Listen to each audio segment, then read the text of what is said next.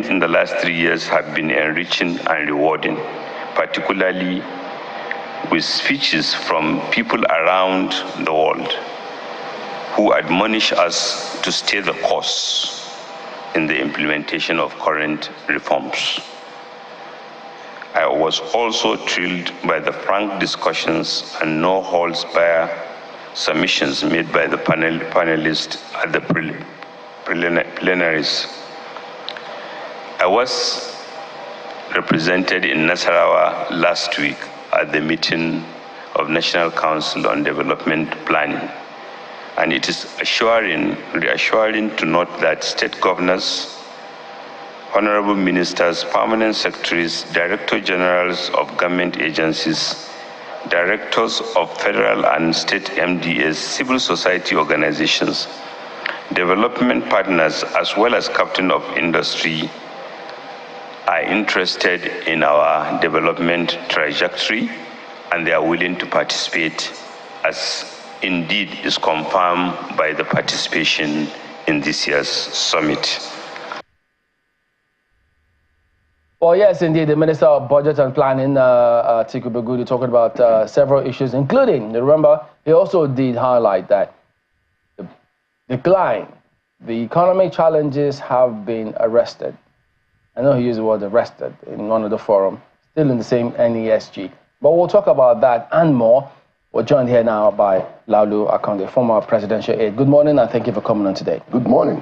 So, before we go to what the minister says, I would like to start off from that quote.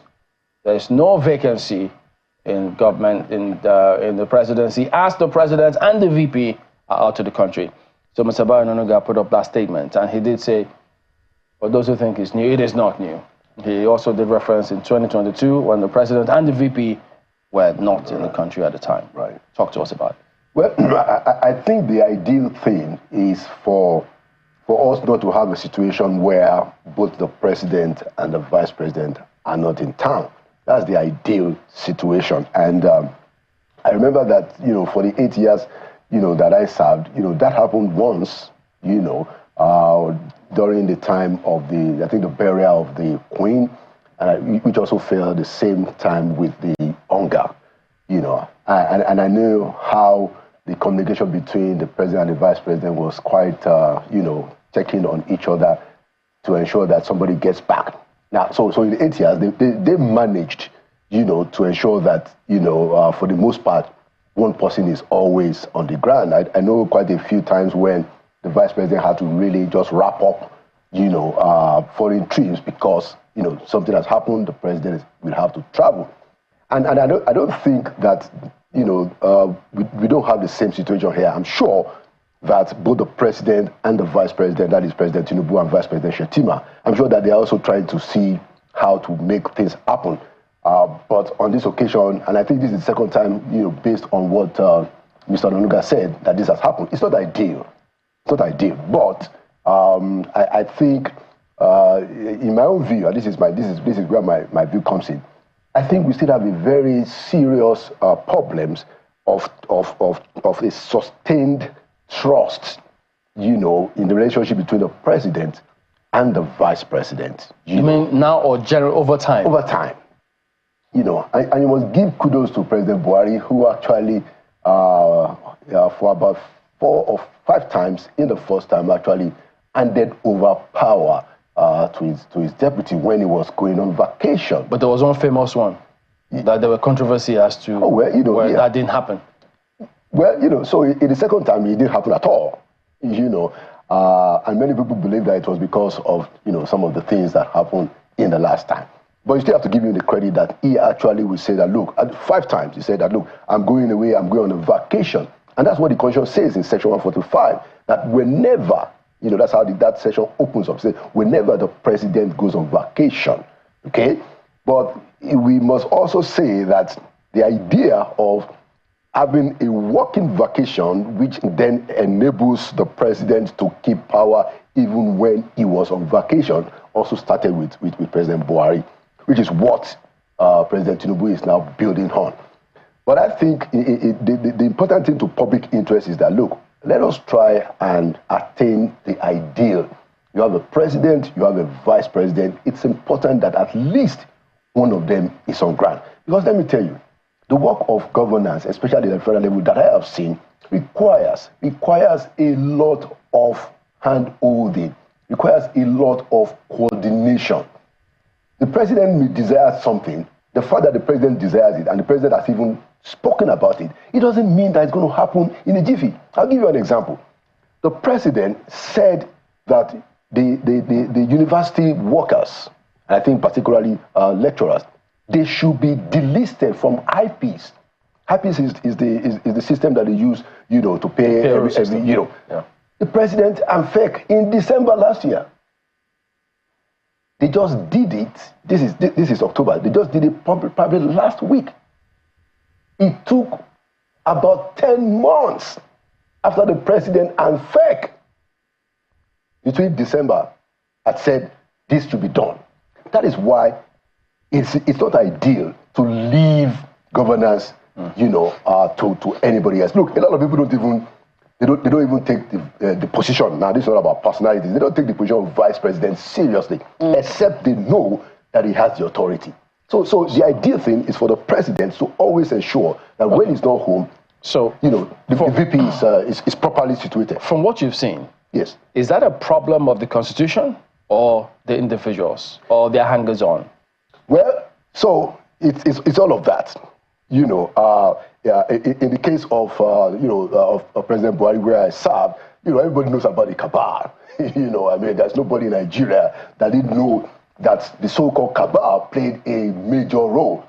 As a matter of fact, many people believe that was why, after 2018, when Oshibajo fired Lawan Daura, he never got delegation to be acting president anymore, because the cabal didn't like some of the things he did. So yes, the hangers-on play a very big role. Anybody that has the listening ear of a president is very powerful. So they play the role. Now, the Constitution itself, if you look at the Constitution, clearly, in my view, I'm not a lawyer, but the Constitution is supposed to be explained, to be understandable by everybody. He said that whenever, so the intent of the Constitution is that, look, if you're going on vacation, transmit power. Now, like I said, the reason why a lot of the president will not want to transmit power, nobody actually did until Buhari, it was because of these trust issues. You have people telling you that, look, don't let this guy go and do stuff. And that discussion, that stuff of matter of things, is happening, and it's not a question of whether it's this government, it is a human thing that happens. So I would think that maybe if we really want a situation where this kind of stuff will not happen, then maybe we should go a step further in the Constitution and say that these are the limits. You remember that the idea of 21 days, that the president gets, came in after the Yaradua Jonathan situation. That's when we had to say, look, put 21 days there. So many people in the villa, the technocrats, the advisors, we said, okay, but that means that you can actually go away. But that's how they interpret it. They can actually go away for 21 days, and then... But as they are away now, are they thinking for wherever they are, we're still in charge? Oh, yeah, without a doubt. Clearly, the president... Some people will say, that also points to something, though, something bigger than, the conversation which you talked about, which is stability in democracy. Because before now, I don't think that any president will dare do it. President and vice president will be out of town, and they will not be afraid that there will be no seats for them when they come back from wherever they've gone to.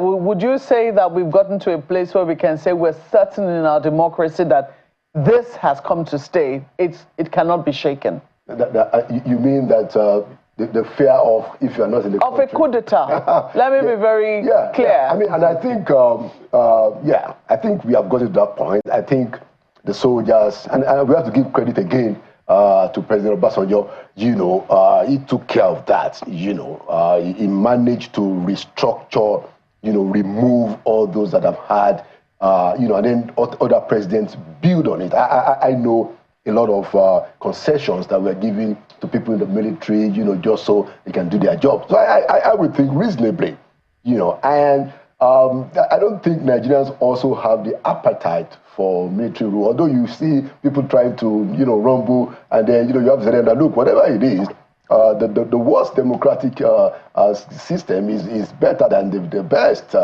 military, and that's my view. So I think, yeah, I think we have gotten to that point that people seem to be... It's even more poignant in this time, where we've heard some rumblings in some quarters, and there's been conversation around that as a result of the hardships that people have been going through, that, people have been wishing it wasn't this bad in the time of the military. You've heard such whispers, haven't you?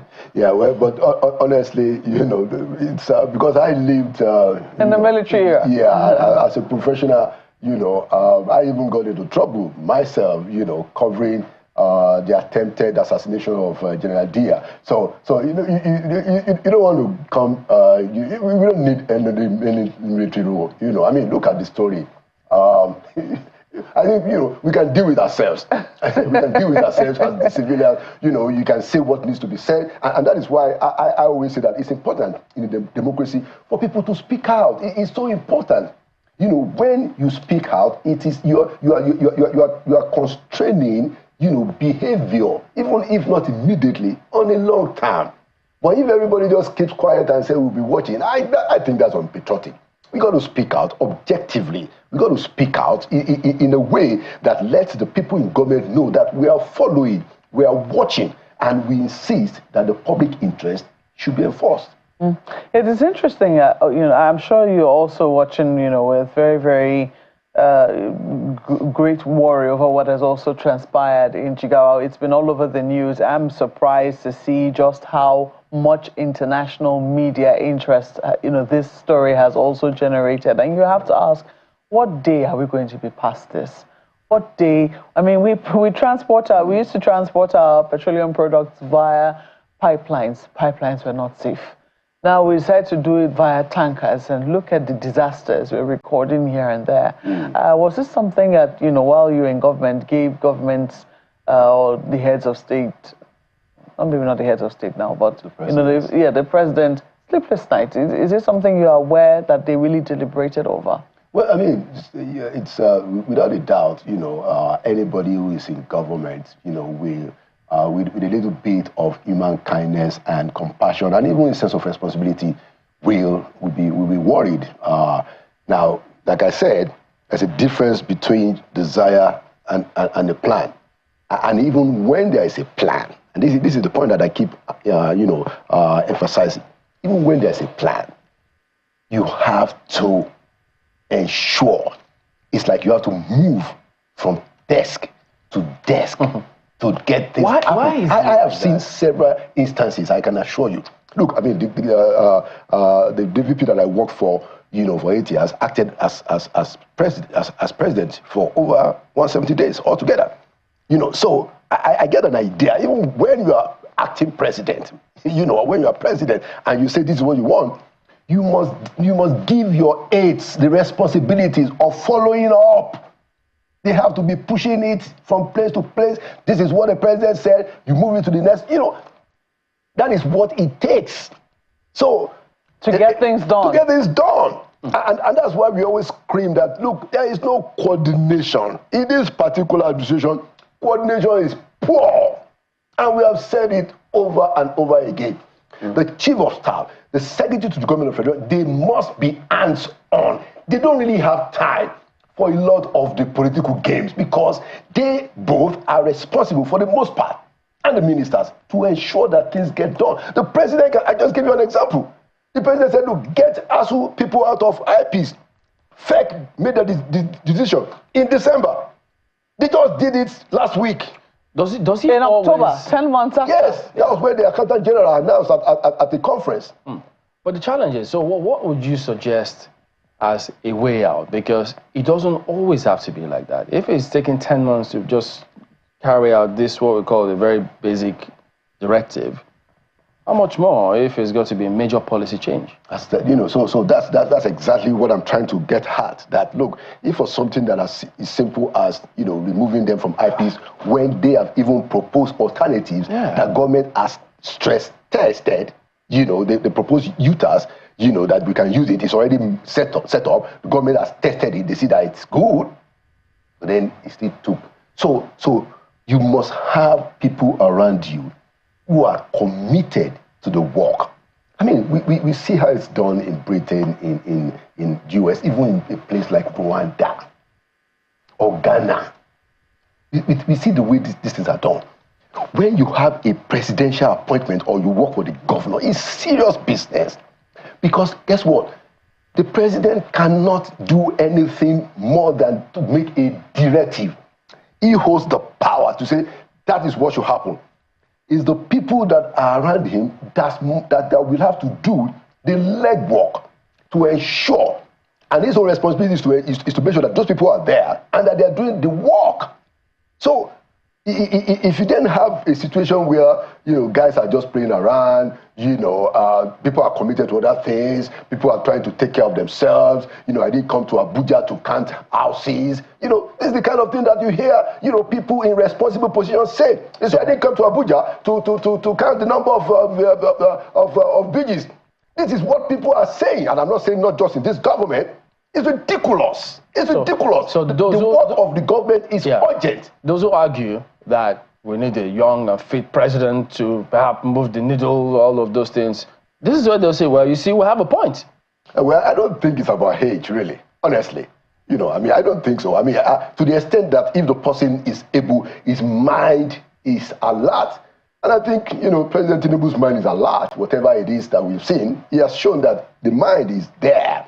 It's not about age. Yes, if you are younger, it's better because you have more energy. Yeah, energy, but also you find that younger people, they want consequences for action. They are impatient to see results. So it was something that when people are elderly, they seem to allow, they take it easy, they seem to show more understanding. You don't see consequences. If you have aides around you whom you are giving directives, you're making pronouncements, and you're not seeing the needle move, and nobody is getting fired. Nobody is losing their jobs as a result of the fact that I have said something, 3 months on, nothing has happened. Business as usual. It's business as usual. Somebody's head should be rolling. Some people will say, oh, it's because elderly people are more willing to show understanding. They don't want to sack people. They're thinking of those kinds of things. But it would seem that younger people don't have that kind of time. Well, it's, you could argue the issue, back and forth on that. You have also instances where young people have also shown other kinds of skills, quote and unquote. So I said, yes, if you are younger, you have more energy. But if you are older and your mind is good and you got the mandate, you can actually bring the people to do it. Just ensure and insist that they get the job done. Talk to us about this. I don't think we've ever asked you this. After President Buhari came into power, I think it was the first 6 months. Yes. When everything seemed to just fall naturally in place. And people expected, oh boy, you better behave yourself. I don't want any trouble. Yeah. We had power supply. It didn't blink for the most part. On the roads, people conducted themselves. They said, oh boy, it's a different thing now. So let's see. Maybe this might be the new way forward. After a while, they said, well, nothing's happening here. Everybody went back to what they were doing. What happened at that time? Well, I think it's the body language, the way Nigerians read the body language of whoever is in charge. President at the federal level, governors at the state level, and even ministers. People read their body language, and it's very indicative because you'll be surprised how much people are willing to use the body language to do. You'll be surprised. Everybody say, oh, this is the body language of the president, therefore I'm going to do 1, 2, 3, 4, or I won't do 2, 3, 4, 5 because of the body language. That was what happened. Because people said, well, look, we all knew what this man did when he was head of state. I don't want trouble. Some people actually went into hiding, and those who didn't go into hiding, they gave their best behavior. They were running when nobody was chasing them? Oh, well, hey, Chairman, you know about it. So people make a lot they draw a lot of implication just from body language alone. I think that's what happened there. Let me see if I can see your body language. I'm not sure if... Well, I have to ask this body language. What is your body language saying? Tell us. My body language is development. And Mr. Akande, there is this angle to this whole governance conversation. People talk about corridors of power. Yes. And, our priority when we come on this program is governance, direct impact of policies. But there is an angle we always tend to look away from or don't give attention to, and that is the politics of governance. Now, I know you would understand it, and there may be some dynamics you want to help us unravel, so at least people can understand why things tend to be slow or convoluted sometimes. Talk to us about the politics around governance, because those who say certain decisions have political implications, and consequently they don't see the light of day and stuff like that. Yeah, well, do you want to give an example, that will illustrate the question, if you do have? Well, nothing comes to mind readily except an example that I heard once of this idea of the agro-industrial zones in the Jonathan administration, which the Minister of Agriculture then brought up. But that because, from what I gathered, because it had the word industrial in it, the Ministry of Industry was interested, and that issue died at the time. Just, one of those likely things. I get it. Yeah. So that's helpful. Yeah. Yes. And this happens a lot. At different levels. It happens at the level of, oh, that's supposed to be my responsibility. It happens at the level of vested interest who want to have a pie, of the whole thing. It happens at the level of all kinds of other power bosses around an issue, and people around the president. They are always the ones with the upper hand. It's always the question of who can speak to the president, who has the president's ears, or the governor if he's in the state. So you are right. A lot of these things go on in government, and it's everywhere. It happens everywhere. I have seen instances where an idea comes from, say, a minister or even a sitting vice president, and some people around the president think that, oh, look, don't let him be the one that is running that show, and several times they just hijack it and try to do it, even if it wasn't their idea, because they see some benefits. They can identify certain interests, personal interests that they may have or benefit from the stuff. They take it over, or they want to run with it. And at times, some of the programs are cancelled or improperly executed. Yes, this happens a lot. And let me tell you, Ayo, it does so because we haven't taken ourselves seriously as a people in terms of insisting on good governance. There is no consequence for not delivering good governance. A lot of the people in society who can really have a voice, they too are waiting for the opportunity to just be able to get in there, and get their own stuff and go away. And this is the problem with our elite. Yeah, well, just a second, Mr. Akande. You talked about interests, and that's germane. Yeah. Now, because why this buzzes my head sometimes is, you all are in the same political party. You ought to have a manifesto, a development plan, and a trajectory that you intend to go. So how come political interests still upturn those permutations when at the end of the day it is supposed to add to the credibility of the political party? So how significant are these interests in not just delivering good governance for the people, but in the interest of the nation itself? Oh, well, very, very significant, I must tell you. And you are right.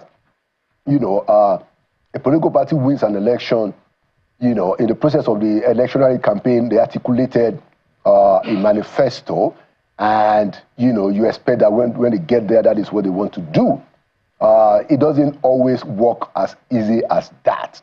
It doesn't work as easy as that at all. And we have all witnessed in our country that even the political parties now don't really have any ideological distinction. It will seem that many of our political parties are just special purpose vehicles that people put together just to get power. What we do with power is another ball game. So, yeah, You know, I think that we just have to start. You know, and I think it must start from the people outside of government. It's going to be outside of government that people will begin to say, no, we cannot do this anymore. We cannot do. When that voice becomes critical, those who are in government, whether elected or appointed, their behavior will be modified. But to the extent that they think they can do it and get away with it, guess what? They will do it because they know they will get away with it. That's the point, Ayo. All right, so we'll see as time goes on how we keep changing and adjusting with a view to improving above all else. Thank you for coming on. Always a pleasure to have you on. Thank you for having me.